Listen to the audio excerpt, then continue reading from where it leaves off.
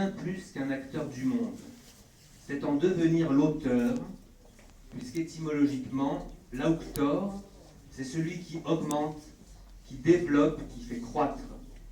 L'enfant devenu artiste crée quelque chose qui n'existait pas avant son geste créateur, et ce faisant, il ajoute en quelque sorte sa pierre au vaste édifice de notre monde. Il devient un peu plus qu'un homme et se transforme, si ce n'est en démiurge, du moins en homme de culture. Et je voudrais rappeler avant de conclure que c'est bien une métaphore agricole qui, sous la plume de Cicéron, est à l'origine du sens figuré du mot culture. On cultive son esprit comme on cultive un champ, c'est-à-dire dans le but d'en récolter des fruits.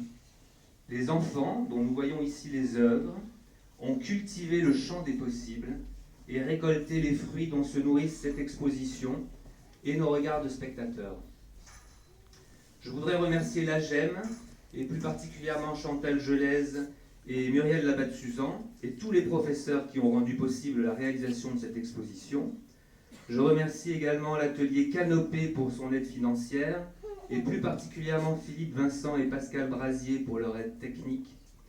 Je remercie encore l'équipe du Centre d'Art, dont Jacques Cadillon, son président, et Laetitia Oransan, qui tous deux ne pouvaient être parmi nous ce soir, dont également Nicolas Ramazeille et Gwendoline Vaillant, notre chargée de développement culturel, qui va bientôt quitter notre équipe et à qui je souhaite donc de beaux succès pour la suite de sa carrière.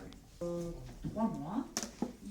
Vous ne le verrez pas, c'est pour ça que je tenais à vous le présenter, parce qu'il est le pauvre tout seul là-haut sur sa petite table, parce qu'il est en train de répertorier toute la collection permanente qu'on n'a pas actuellement à la visite, parce que justement il s'en occupe. Donc ça c'est un travail de longue haleine, et ce sera le mémoire qu'il rendra pour son Master 2.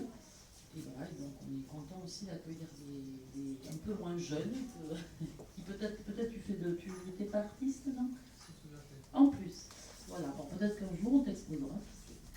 Et donc je vais passer maintenant la parole à la présidente de la GEM qui était le partenaire avec Canopée de cette belle exposition. Sur la place publique, et elle s'occupe de la promotion et de la défense de l'école maternelle. Et on est donc particulièrement heureux ce soir de promouvoir à travers cette exposition et ce travail le partenariat de l'école maternelle dans toute sa dimension avec Canopée, avec l'atelier d'art contemporain et la DSDEN. Le vaste territoire du département et de délier l'expression sous toutes ses formes. Je crois que ce qu'on voit ce soir en témoigne, que c'est effectivement une réussite.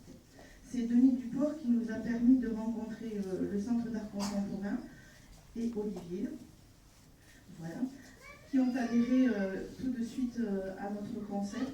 Ils nous ont amené voir les réserves de leur collection et ensemble nous avons donc choisi une œuvre. Et voilà, c'est l'œuvre d'Etché qui a recueilli nos suffrages. En fait, ce n'était pas notre premier choix, mais le premier choix était une œuvre de art en volume. C'est un peintre, c'est un artiste du vivant. Et donc les enfants, quelquefois, croient que tous les artistes ne sont pas vivants. Et donc, du coup, là, on avait vraiment l'incarnation, voilà, de quelqu'un